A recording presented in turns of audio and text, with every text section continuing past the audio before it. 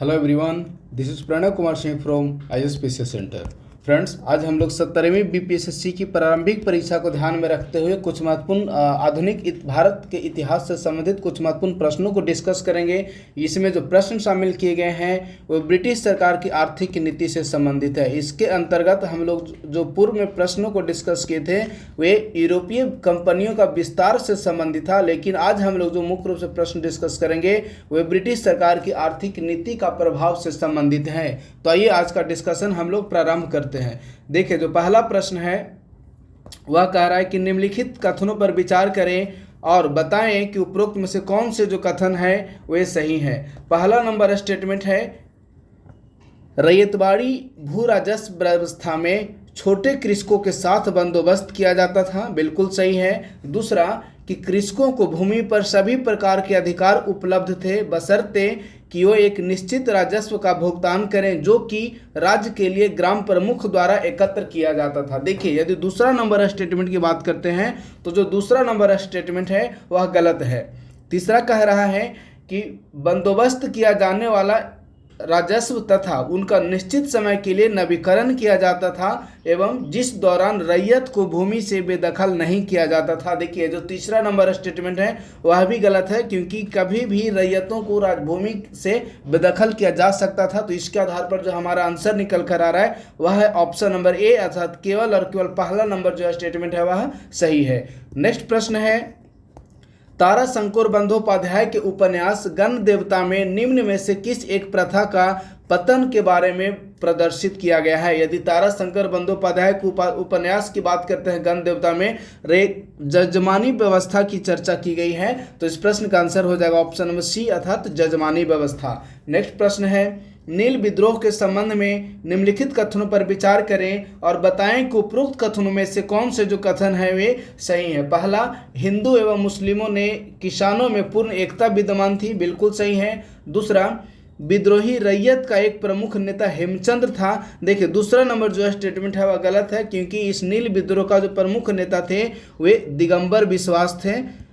Basically नील विद्रोह के दो प्रमुख नेता हुए हैं। जो पहले नेता है दिगंबर विश्वास और जो दूसरे नेता हैं उनका नाम था विष्णु विश्वास। तो इसके आधार पर जो दूसरा नंबर विकल्प है वह गलत हो गया। नेक्स्ट है कि विद्रोही रैयत ने एक सुस्पष्ट संगठन तथा अनुशासन बनाए रखे थे, तीसरा नंबर बिल्कुल सही है। तो इसके आधार पर जो आंसर सेलेक्ट हो जाएगा वह होगा ऑप्शन नंबर डी, अर्थात केवल और केवल 1 एवं 3 नंबर जो स्टेटमेंट है वह सही है। नेक्स्ट प्रश्न है, निम्नलिखित में किसने 20वीं शताब्दी के प्रारंभ में the economic history of India नामक पुस्तक की रचना की। यानी कि प्रश्न कह रहा है कि the economic history of India पुस्तक के लेखक कौन है। तो देखिए, the economic history of India पुस्तक के लेखक है R.C. दत्त, यानी कि जिन्हें कि रमेश चंद्र दत्त के नाम से भी जानते हैं। तो इस प्रश्न का आंसर हो जाएगा ऑप्शन नंबर डी, अर्थात रमेश चंद्र दत्त। नेक्स्ट प्रश्न है, 1881 ईस्वी का फैक्ट्री अधिनियम निम्नांकित में से किसके कारण परिभाषित या किन दृष्टि के आधार पर परिभाषित किया गया था। यानी कि यह जो प्रश्न है वह कह रहा है कि जो 1881 ईस्वी का जो फैक्ट्री अधिनियम था उस अधिनियम का मुख्य उद्देश्य क्या था। पहला विकल्प कह रहा है कि किसी भी फैक्ट्री में 7 वर्ष से कम उम्र के बच्चों के नियोजन पर रोक लगाना, बिल्कुल सही है, क्योंकि जो 1881 ईस्वी का फैक्ट्री एक्ट पारित किया गया था उसमें यह स्पष्ट रूप से वर्णित कर दिया गया था कि 7 वर्ष से कम उम्र के किसी भी बच्चों को किसी भी औद्योगिक इकाइयों में नहीं लगाया जाएगा। तो पहला नंबर विकल्प है वह सही हो गया। नेक्स्ट है, श्रमिकों को मजदूर संघ बनाने की अनुमति दी गई, बिल्कुल गलत है। नेक्स्ट विकल्प हम लोग देख लेते हैं। देखिए, जो सी नंबर विकल्प है कि औद्योगिक श्रमिकों की मजदूरी नियत करना, यानी कि मजदूरी निर्धारित करना, यह भी गलत है। और नेक्स्ट, महिला कर्मियों की मजदूरी निर्धारित करना, यह भी गलत। तो ऑब्वियसली इस प्रश्न का आंसर हो जाएगा ऑप्शन नंबर ए, जिसमें कि बताया गया है कि 7 वर्ष से कम उम्र के जो बच्चे हैं उन्हें किसी भी प्रकार के औद्योगिक इकाइयों में नियोजन या औद्योगिक इकाइयों में उनसे काम नहीं करवाया जाएगा। नेक्स्ट 6वां नंबर प्रश्न है, निम्नलिखित अधिनियमों का सही कालानुक्रम क्या है। देखिए, यदि निम्नलिखित अधिनियमों की बात करते हैं तो जो सबसे पहले आया था इंडियन फैक्ट्री एक्ट, तो पहला हो जाएगा ऑप्शन नंबर 2। उसके बाद हो जाएगा इंडियन माइंस एक्ट, 2 नंबर के बाद हो जाएगा 4, और इसके बाद आया था इंडियन ट्रेड यूनियन एक्ट अर्थात 1, और सबसे लास्ट में आया था द ट्रेड डिस्प्यूट एक्ट अर्थात ऑप्शन नंबर ए। चलिए नेक्स्ट 7वां नंबर प्रश्न है, निम्नलिखित में से कौन एक 17वीं शताब्दी में भारत में प्रवर्तित नई नकदी फसल थी। यदि 17वीं शताब्दी में प्रवर्तित नई नकदी फसल की बात करें तो इस प्रश्न का आंसर हो जाएगा ऑप्शन नंबर डी, तंबाकू। नेक्स्ट 8वां नंबर प्रश्न है, परवर्ती 17वीं एवं प्रारंभिक 18वीं शताब्दियों में इंडोनेशियाई द्वीप समूह में भारतीय अफीम के निर्यात पर किनका प्रभुत्व था। यदि इंडोनेशियाई द्वीप समूह में भारतीय अफीम के निर्यात की बात करते हैं तो इस भारतीय अफीम के निर्यात पर डच कंपनियों का प्रभुत्व देखने को मिलता था। तो इस प्रश्न का आंसर हो जाएगा obviously option number C. Next 9वां नंबर प्रश्न है, बंगाल में मुक्त व्यापार का मुगल फरमान अंग्रेजों को कब जारी किया गया। देखिए यदि बंगाल में मुक्त व्यापार के लिए फरमान की बात करें तो 1717 ईस्वी में जो फरमान जारी किया गया था इन्हें सुनहला फरमान नाम दिया गया था, और यह जो फरमान था वह मुख्य रूप से फर्रुख सियर द्वारा जारी किया गया था। तो इस प्रश्न का आंसर हो जाएगा ऑप्शन नंबर ए अर्थात 1717 ईस्वी। नेक्स्ट प्रश्न है, निम्नलिखित में से किस अधिनियम ने ईस्ट इंडिया कंपनी द्वारा चाय व्यापार के एकाधिपत्य एवं चीन के साथ व्यापार के एकाधिकार को समाप्त कर दिया। तो देखिए 1813 ईस्वी का अधिनियम और 1833 ईस्वी का अधिनियम, दोनों अधिनियम इस क्षेत्र में इंपॉर्टेंट है। अब यदि 1813 ईस्वी का अधिनियम की बात करें तो इसमें मुख्य रूप से चाय का व्यापार और दूसरा चीन देश के साथ व्यापार पर नियंत्रण नहीं स्थापित किया गया था, यानी कि चाय और चीन के साथ व्यापार ईस्ट इंडिया कंपनी कर सकती थी। लेकिन जो 1833 ईस्वी का अधिनियम लागू किया गया उसमें किसी भी प्रकार के व्यापार पर एकाधिकार को समाप्त कर दिया गया, अर्थात इस प्रश्न का जो आंसर हो जाएगा वह होगा ऑप्शन नंबर डी अर्थात 1833 ईस्वी का चार्टर एक्ट। नेक्स्ट 11 नंबर प्रश्न है, 18वीं शताब्दी में बंगाल में वस्त्र उद्योग के अवसान का मतलब होता है पतन, यानी कि वस्त्र उद्योग के पतन का निम्न में से कौन प्रमुख कारण था। यदि वस्त्र उद्योग की पतन की बात करते हैं तो देखिए ब्रिटेन को होने वाले निर्यात की प्रशुल्क दर का अधिक ऊंचा होना, यानी कि जो भारतीय वस्तुएं ब्रिटेन को निर्यात की जाती थी उस पर ब्रिटिश सरकार द्वारा हेवी टैक्स लगाया जाता था, यानी कि ऊंची दर लगाई जाती थी। इस कारण ही भारत का जो वस्त्र उद्योग थे वो काफ़ी स्तर से या काफ़ी रूप में नकारात्मक रूप में प्रभावित हुए। तो इस प्रश्न का आंसर हो जाएगा ऑप्शन नंबर सी।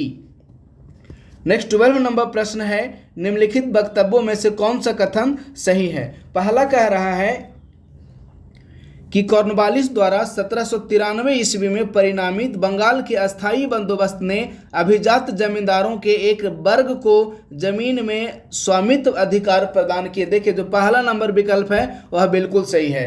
नेक्स्ट है कि अस्थायी बंदोबस्त कार्यवाहियों से जमींदारों की स्थिति कमजोर हो गई, बिल्कुल गलत। टॉमस मुनरो ने बंदोबस्त की एक व्यवस्था का विकास किया जिसके अंतर्गत सरकार भूस्वामी काश्तकारों के साथ सीधे कोई व्यवहार नहीं करती थी, बिल्कुल गलत है। नेक्स्ट है कि भूमि नीति एवं बंदोबस्त से भूमि पर नियंत्रण तथा भूमि कर्षण से जुड़े वर्गों के मध्य संबंधों में संरचनात्मक सुधार नहीं हुए, यह भी गलत है। तो ऑब्वियसली इस प्रश्न का आंसर हो जाएगा ऑप्शन नंबर ए।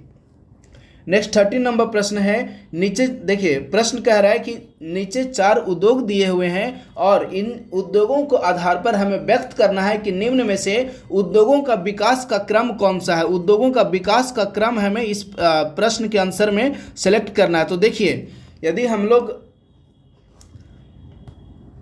जो उद्योग की बात करते हैं तो सबसे पहले भारत में विकास हुआ था, यानी कि सर्वप्रथम भारत में वस्त्र उद्योग का विकास देखने को मिला था।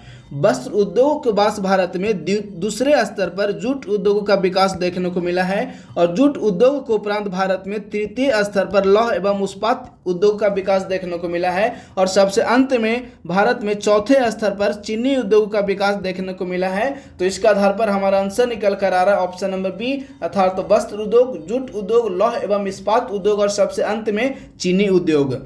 नेक्स्ट 14 नंबर प्रश्न है, देखिए जो 14 नंबर प्रश्न है वह असर्शन एवं रीजन से संबंधित है, अर्थात कथन और कारण से संबंधित है। इसमें जो कथन दिए हुए हैं और कारण दिए हुए हैं वे यदि एक दूसरे से संबंधित हैं या व्याख्या कर रहे हैं तो इसके आधार पर हमें आंसर को सिलेक्ट करना है। तो प्रश्न कह रहा है असर्शन ए में दिया हुआ है, बंगाल, बिहार एवं उड़ीसा पर अधिकार कर लेने के पश्चात अंग्रेजों ने अपने व्यापार को बढ़ाने के लिए अनेक तरीके अपनाए, जिसमें कि भारतीय हस्तशिल्प उद्योगों का ह्रास देखने को मिला। देखिए पहला नंबर जो कथन है वह बिल्कुल सही है। नेक्स्ट है, अंग्रेजों ने विभिन्न वैधानिक अधिनियमों के माध्यम से बंगाल के व्यापार पर एकाधिकार कर लिया। देखिए यदि यह प्रश्न असर्शन रीजन की बात करते हैं तो रीजन तो बिल्कुल सही, लेकिन जो प्रश्न कह रहा है कि अंग्रेजों ने विभिन्न वैधानिक अधिनियमों के माध्यम से, तो इसके आधार पर यह जो रीजन है वह गलत हो जाएगा। तो ऑब्वियसली इस प्रश्न का आंसर हो जाएगा ऑप्शन नंबर सी, क्योंकि असर्शन सही है, कथन सही है और कारण गलत है, तो इस प्रश्न का आंसर हो जाएगा option number C. Next 15 number प्रश्न है, निम्नलिखित युग्म में कौन एक सही सुमेलित नहीं है। ध्यान दीजिएगा, प्रश्न कह रहा है कि कौन एक सही सुमेलित नहीं है। पहला बात करते हैं, रैयतबाड़ी बंदोबस्त था। रैयतबाड़ी बंदोबस्त है मद्रास में प्रारंभ की गई थी, बिल्कुल सही है। नेक्स्ट है अस्थाई बंदोबस्त, बंगाल में प्रारंभ की गई, यह भी सही है। और नेक्स्ट है महालबाड़ी बंदोबस्त, यह उत्तर पश्चिमी प्रांत नहीं, देखिए यह जो ऑप्शन नंबर सी है वह गलत हो गया, तो इस प्रश्न का आंसर हो जाएगा ऑप्शन नंबर सी। एक मिनट, प्रश्न कह रहा है कि कौन सा सही युग्म सुमेलित नहीं है। तो पहला है रैयतबाड़ी बंदोबस्त मद्रास, अस्थाई बंदोबस्त बंगाल, महलबाड़ी बंदोबस्त उत्तर पश्चिम प्रांत, यह सही है। तालुकदारी व्यवस्था या बंबई नहीं है, तो इस प्रश्न का आंसर हो जाएगा option number D. Next 16 number प्रश्न है, बंगाल में ईस्ट इंडिया कंपनी के अधिकारियों द्वारा दस्तकों के उपयोग करने से किसके साथ उसके संबंध खराब हो गए। तो देखिए यदि संबंध की बात करते हैं तो इस प्रश्न का आंसर हो जाएगा ऑप्शन नंबर डी, अर्थात मीर कासिम के साथ। सॉरी। नेक्स्ट 17 नंबर प्रश्न है, ईस्ट इंडिया कंपनी ने किस हेतु भारत में निवेश शब्द का प्रयोग आरंभ किया था। देखिए यदि प्रश्न स्पष्ट रूप से कह रहा है कि ईस्ट इंडिया कंपनियों द्वारा भारत में निवेश शब्द का प्रयोग किस संदर्भ में किया गया था, तो पहला नंबर ऑप्शन है भारतीय वस्तुओं को खरीदने के लिए एवं उनके बुलियन आयात करने के लिए, बिल्कुल गलत। नेक्स्ट है भारतीय वस्तुओं को क्रय हेतु एवं बक्सर की लूट, बिल्कुल गलत। नेक्स्ट है निःशुल्क अंतर्देशीय व्यापार से लाभ एवं दीवानी राजस्व का अधिशेष प्राप्त करने के लिए, बिल्कुल सही। तो इस प्रश्न का आंसर हो जाएगा option number C. Next 18 number प्रश्न है, इसमें एक तरफ सूचीबद्ध में कृषकों की राहत एवं उससे संबंधित पारित अधिनियम दिया हुआ है और दूसरे तरफ उस अधिनियम से संबंधित वर्ष दिया हुआ है कि यह जो अधिनियम था वह कब पारित किए गए हैं। तो देखिए जो प्रश्न है पंजाब लैंड एलिनेशन एक्ट, यदि पंजाब लैंड एलिनेशन एक्ट की बात करते हैं तो यह 1900 ईस्वी में पारित किया गया था, तो ए का हो जाएगा ऑप्शन नंबर 4। नेक्स्ट है Deccan agriculture relief act, Deccan agriculture relief act है वह 1879 ईस्वी में पारित किया गया था, अर्थात बी का हो जाएगा ऑप्शन नंबर 1। नेक्स्ट है north west provinces alienation act, यदि north west provinces alienation act की बात करते हैं तो यह 1916 ईस्वी में पारित किया गया था, अर्थात तो सी का हो जाएगा ऑप्शन नंबर 3। यदि ए का 4, बी का 1 और सी का 3 की बात करते हैं तो इसके आधार पर जो हमारा आंसर निकल कर आ रहा है वह है ऑप्शन नंबर सी। और next central provinces land alienation act, तो यह जो है वह 1900 central provinces land alienation act है, यह 1904 ईस्वी में पारित किया गया था, तो इस प्रश्न का आंसर हो जाएगा option number C. Next 19 number प्रश्न है, ईस्ट इंडिया कंपनी सरकार ने भारत से रकम भेजने की समस्या प्रारंभ में कैसे सुलझाई। देखिए यदि प्रश्न की बात करते हैं तो प्रश्न कह रहा है कि जो ईस्ट इंडिया कंपनी द्वारा जो भारत से रकम भेजा जाता था ब्रिटेन में, उस व्यवस्था को प्रारंभ में किस प्रकार से लागू किया गया। तो पहला विकल्प है भारत से अनाज का अधिक निर्यात के विकास किया गया, बिल्कुल गलत। नेक्स्ट है यूरोप को अपेक्षाकृत अधिक मात्रा में कपास एवं सिल्क की वस्तुओं का निर्यात किया गया, यह सही है, क्योंकि ब्रिटिश सरकार की जो नीति थी उसके अनुसार भारत से अत्यधिक कम मात्रा में कपास एवं सिल्क यानी कि रेशम से संबंधित कच्चे माल रॉ मटेरियल का ब्रिटेन आयात किया जाता था और उस रॉ मटेरियल द्वारा निर्मित वस्तुओं को भारत में लाकर ऊंचे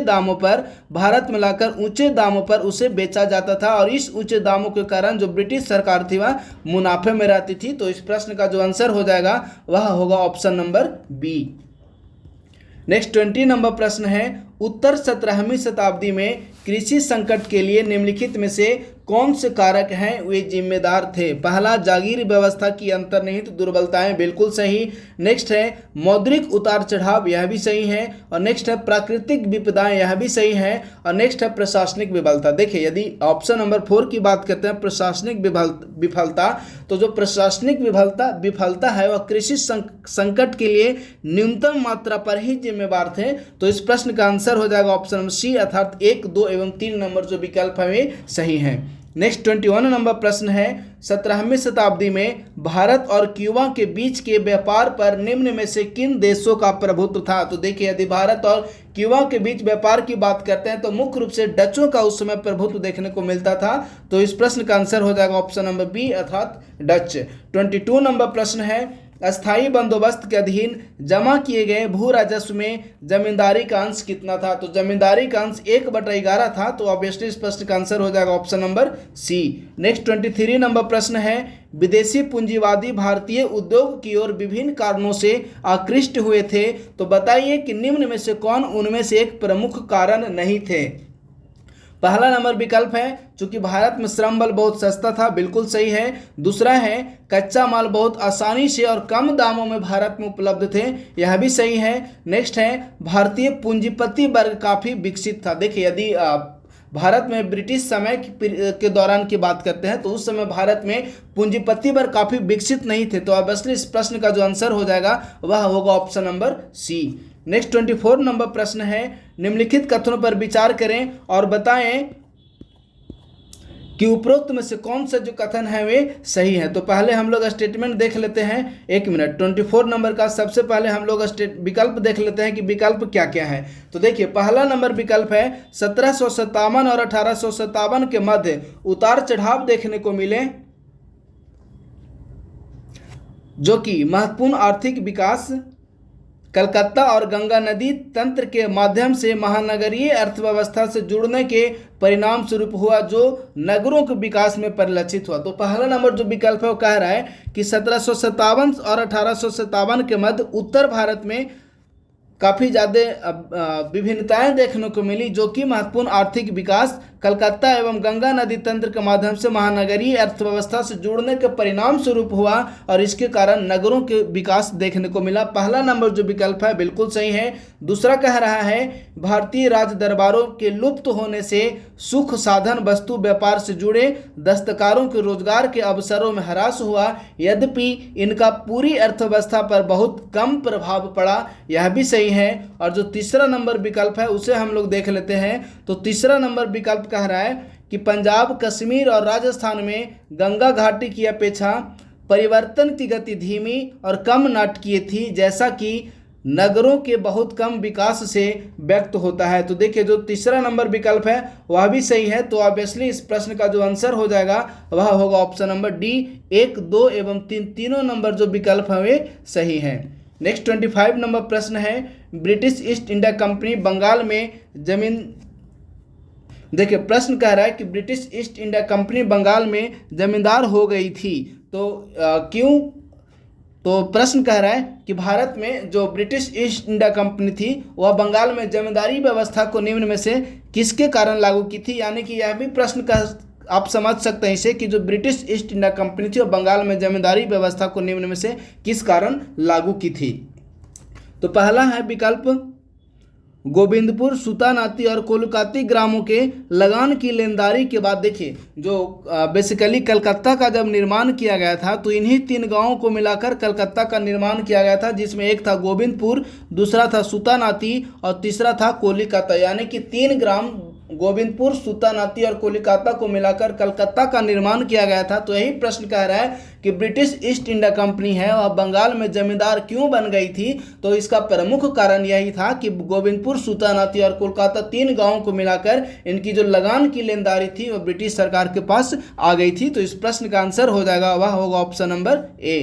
नेक्स्ट 26 नंबर प्रश्न है निम्नलिखित युग्म में से कौन सा युग्म एक सही सुमेलित नहीं है। ध्यान दीजिएगा प्रश्न कर रहा है कि कौन सा जो युग्म है वह सही सुमेलित नहीं है। पहला कह रहा है रैयतवाड़ी व्यवस्था, मद्रास बिल्कुल सही, अस्थाई बंदोबस्त बिल्कुल सही, महलबाड़ी व्यवस्था उत्तर पश्चिम प्रांत बिल्कुल सही, तालुकदारी व्यवस्था बंबई। देखिए यह जो ऑप्शन नंबर डी है वह गलत है, तो इस प्रश्न का आंसर हो जाएगा वह होगा option number D. Next 27 number प्रश्न है, सूची 1 को सूची 2 से मिलान करना है। एक तरफ विभिन्न एसोसिएशन दिए हुए हैं और दूसरी तरफ उससे संबंधित वर्ष दिए हुए हैं, तो आपको बताना है कि जो ऊपर में एसोसिएशन दिए हुए हैं उनकी स्थापना कब हुई है।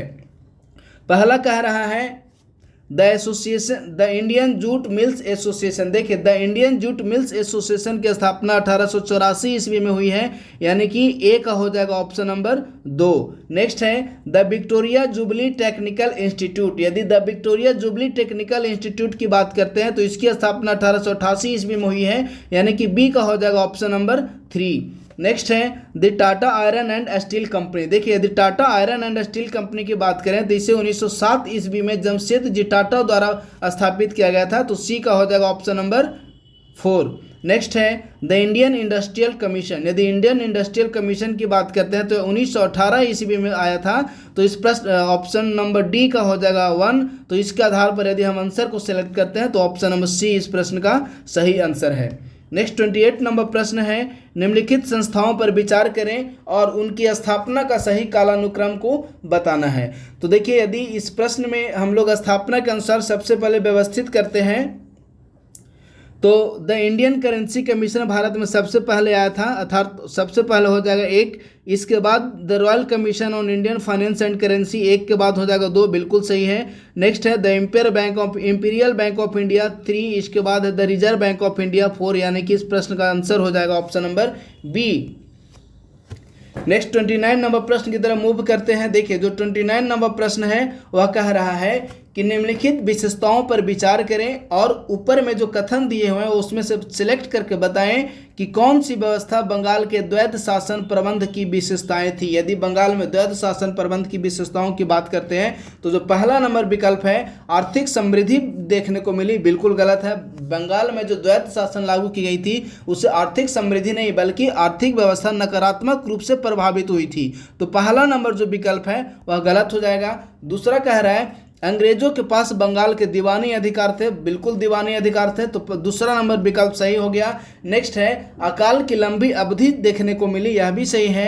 और नेक्स्ट है कि क्षेत्र में व्यापार की मात्रा में अकस्मात वृद्धि देखने को मिली, यह भी सही है। लेकिन यह जो वृद्धि हुई वह भारतीयों के पक्ष में नहीं बल्कि ब्रिटिश कंपनी के पक्ष में यह जो वृद्धि देखने को मिली, तो चौथा नंबर भी विकल्प सही है। तो इसके आधार पर जो हमारा इस प्रश्न का आंसर हो जाएगा वह होगा ऑप्शन नंबर सी, अर्थात 2, 3 एवं 4 नंबर जो विकल्प हैं वे सही हैं।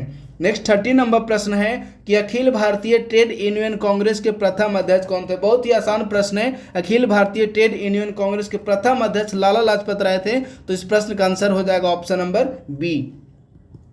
31 नंबर प्रश्न है निम्नलिखित कथनों पर विचार करें और बताएं कि उपरोक्त में कौन सा सही है। पहला कह रहा है जमींदारों को उनकी भूमि के स्वामित्व से वंचित कर दिया गया। देखिए यदि जब अस्थाई बंदोबस्त व्यवस्था लागू की गई तो जमींदारों को उनकी भूमि के स्वामित्व से वंचित नहीं किया गया था बल्कि इसमें सूर्यास्त का नियम लागू किया था।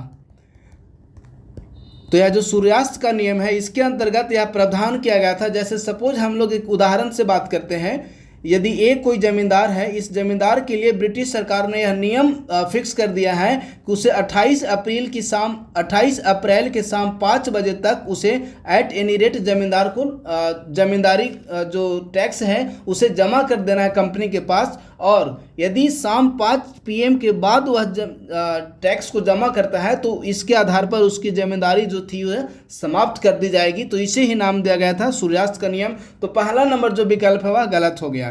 तो दूसरा कह रहा है रैयत का जमींदारों की दया पर छोड़ दिया गया था। देखिए यह जो दूसरा नंबर विकल्प है बिल्कुल सही है।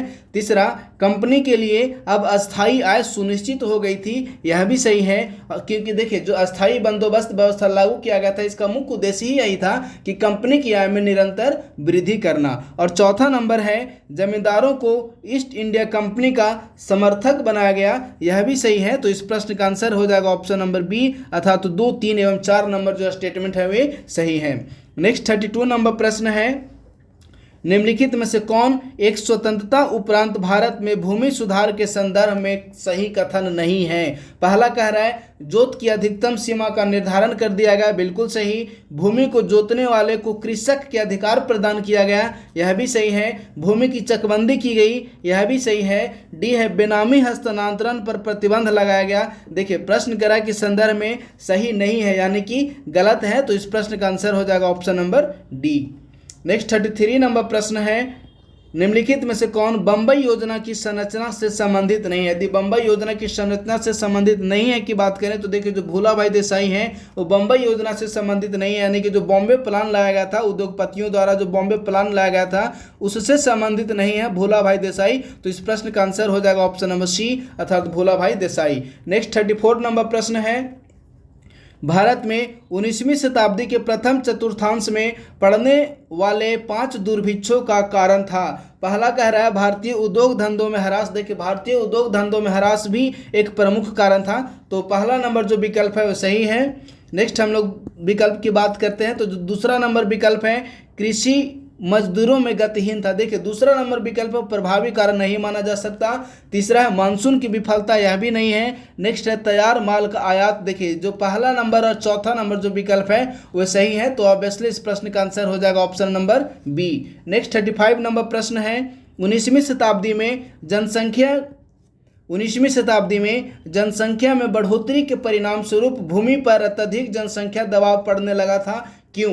यानी कि प्रश्न कह रहा है कि जो 19वीं शताब्दी में जब जनसंख्या में वृद्धि अचानक से देखने को मिली तो ऐसी स्थिति में भूमि पर जनसंख्या का अत्यधिक दबाव पड़ने लगा, इसका कारण क्या था? तो विकल्प पर हम लोग विचार कर लेते हैं। पहला विकल्प कह रहा है वाणिज्यिक फसलों के आगमन के कारण अधिक किसान कृषि की ओर आकर्षित होने लगे थे, बिल्कुल गलत। नेक्स्ट है हस्तशिल्प तथा ग्रामीण उद्योगों के विनाश के कारण ही जनता कृषि की ओर उन्मुख होने लगी। देखिए बी नंबर विकल्प है वह सही है, क्योंकि 19वीं शताब्दी आते आते क्या भारत में जो हस्तशिल्प व्यवस्था थी, यानी कि जो छोटे प्रकार के एमएसएमई जिसे आप कह सकते हैं, वर्तमान समय के अनुसार जिसे आप एमएसएमई कह सकते हैं, उनकी जो स्थिति थी वो काफ़ी दयनीय हो गई थी। तो यही कारण है कि जो एमएसएमई क्षेत्र में जो लगे हुए उद्यमी थे वे भी कृषि की ओर उन्मुख हुए, और कृषि की ओर उन्मुख होने के कारण ही भूमि पर जनसंख्या का अत्यधिक दबाव देखने को मिला था। तो इस कारण ऑब्वियसली इस प्रश्न का जो आंसर हो जाएगा वह होगा option number B. Next 36 number प्रश्न कह रहा है दस्तक शब्द से क्या तात्पर्य है? तो यदि दस्तक शब्द की बात करते हैं तो ये दस्तक शब्द बेसिकली जो है वह प्लासी के युद्ध से संबंधित है। तो अब हम लोग विकल्प को देख लेते हैं कि यह जो विकल्प क्या कह रहा है। प्रथम नंबर विकल्प है निःशुल्क परिपत्र अथवा शुल्क मुक्त व्यापार।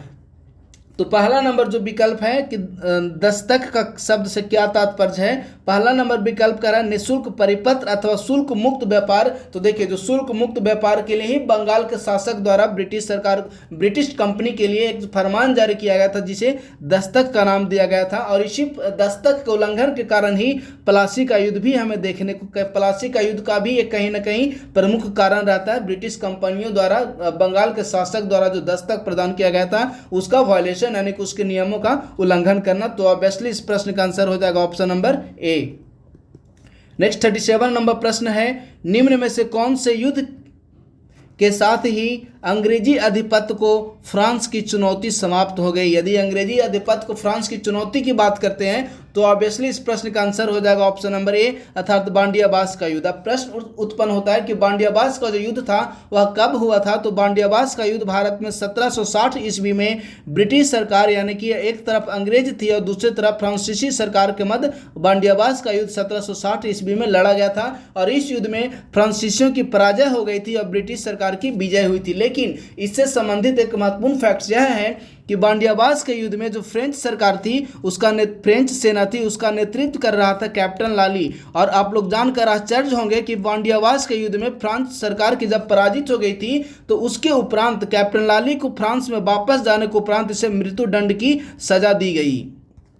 तो प्रश्न के अनुसार आंसर हो जाएगा ऑप्शन नंबर ए अर्थात बंडियाबाज का युद्ध, जो कि 1760 ईस्वी में लड़ा गया था और इसमें फ्रांसीसियों की पराजय हुई थी और इसी युद्ध में फ्रांसीसियों की पराजय होने के उपरांत ही कैप्टन लाली को मृत्युदंड की सजा दी गई। नेक्स्ट 38 नंबर प्रश्न है। देखिए जो 38 नंबर प्रश्न कह रहा है कि उपरोक्त में से कौन सा कथन सही है। प्रश्न कह रहा है इंग्लैंड के प्रधानमंत्री द्वारा दिए गए वक्तव्य कि भारतीय सिविल सेवा में मौजूद ब्रिटिश तत्व प्रशासन के फौलादी ढांचे के समान है, जो भारत के लिए एक शाश्वत रूप से अपरिहार्य है, इसके क्या परिणाम देखने को मिले। पहला विकल्प कह रहा है वेल्स के राजकुमार की यात्रा का बहिष्कार हुआ, बिल्कुल सही है। देखिए पहला कह रहा है कि वेल्स के राजकुमार की यात्रा का बहिष्कार देखने को मिला, नहीं। दूसरा कह रहा है इंग्लैंड की संसद की घोषित नीति के विपरीत भारतीयकरण की प्रक्रिया में मंदता यानी कि गति, भारतीयकरण की प्रक्रिया की गति में मंदी आई, धीमी रफ्तार देखने को मिला, बिल्कुल सही। नेक्स्ट है कांग्रेस के विरुद्ध दमनकारी कदम प्रारंभ हुए, ये गलत है। नेक्स्ट है सार्वजनिक सेवाओं के लिए बिठाए गए ली कमीशन द्वारा उदारवादी संस्तुतियां प्रस्तुत की गई, यह भी सही है। तो ऑब्वियसली इस प्रश्न का आंसर हो जाएगा ऑप्शन नंबर सी, केवल 2 एवं 4 नंबर जो स्टेटमेंट है वे सही है। नेक्स्ट 39 नंबर प्रश्न है R.C. दत्त द्वारा पुस्तक poverty and un British rule in India नामक पुस्तक की रचना की गई। तो देखिए यह जो कथन ही है वो गलत हो गया, क्योंकि poverty and un British rule in India पुस्तक के लेखक दादा भाई नौरोजी थे, तो पहला नंबर जो स्टेटमेंट है वह गलत हो गया। दूसरा कह रहा है कि वे भारत में बढ़ती हुई गरीबी का पर्दाफाश करना चाहते थे, तो जब ऑब्वियसली पहला नंबर स्टेटमेंट गलत हो गया तो आर जो है वह सही है। तो इस कारण हमारा इस प्रश्न का आंसर निकल कर आ रहा है ऑप्शन नंबर सी, ए सही है एवं आर, देखिए इस प्रश्न का आंसर निकल कर आ रहा है ऑप्शन नंबर डी, ए गलत है एवं आर सही है। नेक्स्ट 40 नंबर प्रश्न है सूची 1 को सूची 2 से सुमेलित करना है। एक तरफ वायसराय से संबंधित घटना दिया हुआ है और दूसरी तरफ उस घटने से संबंधित वायसराय का नाम दिया हुआ है। तो प्रश्न कह रहा है स्थानीय स्वशासन, यदि स्थानीय स्वशासन की बात करते हैं तो इससे संबंधित जो वायसराय का नाम था लॉर्ड रिपन द्वारा भारत में स्थानीय स्वशासन को प्रारंभ किया गया था। नेक्स्ट है 1892 ईस्वी का अधिनियम। तो देखिए जो 1892 ईस्वी का अधिनियम था उस समय लॉर्ड लेंसडॉन भारत के वायसराय थे। और नेक्स्ट है भारतीय राष्ट्रीय कांग्रेस की स्थापना। भारतीय राष्ट्रीय कांग्रेस के स्थापना के समय भारत का जो वायसराय था लॉर्ड डफरिन था और इसी कारण जो है वो लाला लाजपत राय कहते हैं, इसी कारण लाला लाजपत राय कहते हैं कि चूंकि कांग्रेस की स्थापना डफरिन के समय में की गई थी, तो लाला लाजपत राय कहते हैं कि यह जो कांग्रेस है वह डफरिन के दिमाग की उपज थी। चलिए नेक्स्ट है शिमला शिष्टमंडल। यदि शिमला शिष्टमंडल की बात करते हैं तो इस समय लॉर्ड मिंटो वायसराय था, तो ऑब्वियसली इस प्रश्न का आंसर हो जाएगा ऑप्शन नंबर बी अर्थात स्थानीय स्वशासन, लॉर्ड रिपन, 1892 ईस्वी का अधिनियम, लॉर्ड लेंसडॉन, भारतीय राष्ट्रीय कांग्रेस की स्थापना लॉर्ड डफरिन के समय में हुई थी और शिमला शिष्टमंडल लॉर्ड मिंटो के समय में भारत आया था। नेक्स्ट 41 नंबर प्रश्न है निम्नलिखित कथनों पर विचार करिए और बताएं कि उपरोक्त में से कौन सा जो कथन है वे सही है।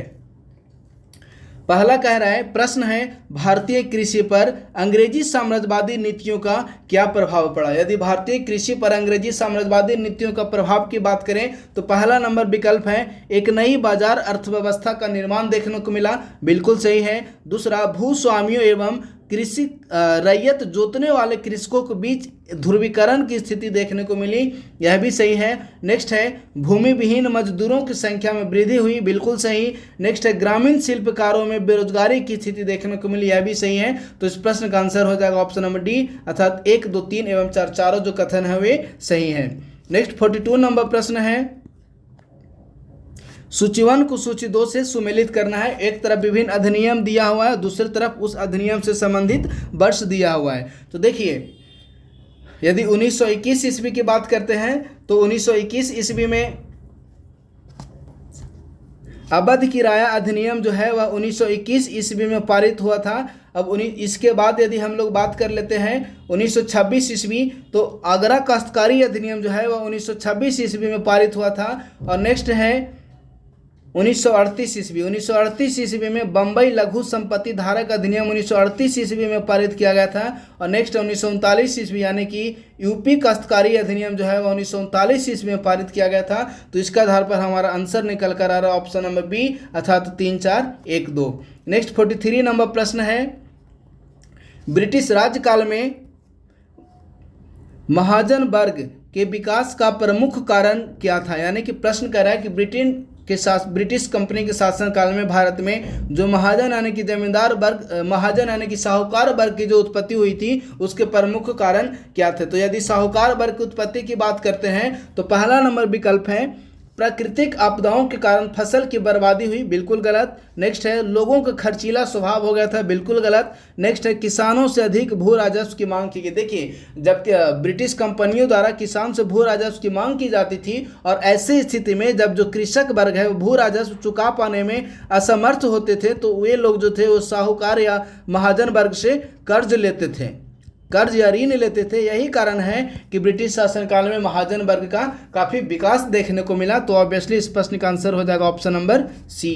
नेक्स्ट 44 नंबर प्रश्न है निम्नलिखित में से कौन से भारत में कंपनी सरकार के राजस्व के प्रमुख स्रोत थे। देखिए यह जो प्रश्न है स्पष्ट रूप से पूछ रहा है कि भारत में ब्रिटिश ईस्ट इंडिया कंपनी के राजस्व के प्रमुख स्रोत क्या थे। तो यदि भारत में ब्रिटिश ईस्ट इंडिया कंपनी के राजस्व के प्रमुख स्रोत की बात करें तो इन विकल्पों के आधार पर पहला भू राजस्व, बिल्कुल गलत। नेक्स्ट है नमक और अफीम व्यापार पर एकाधिकार स्थापित हो गया था, जो कि भारत में ब्रिटिश कंपनियों के राजस्व की प्रमुख स्रोत थे। तो इस प्रश्न का आंसर हो जाएगा ऑप्शन नंबर बी।